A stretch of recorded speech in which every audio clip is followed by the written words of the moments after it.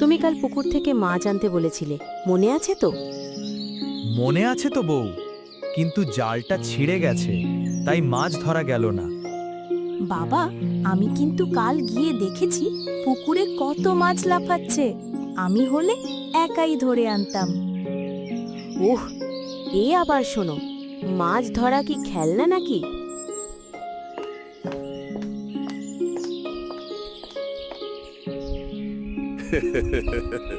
আরে রে, তোমাদের ঘরে সকাল সকাল কি আলোচনা?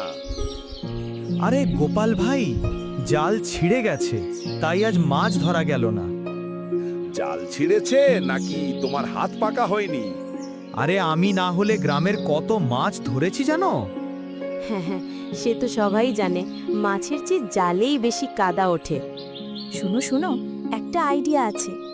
আমি, বাবা আর গোপাল কাকা মিলে আজ বিকেলে পুকুরে নামবো। দেখি কার ভাগ্যে কত মাছ আসে।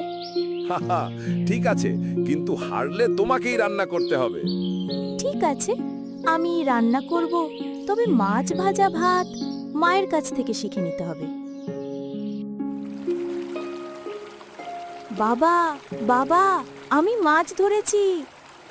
ওরে বাপরে, এটা তো কাঁকড়া। এটাই তো আসল মজা।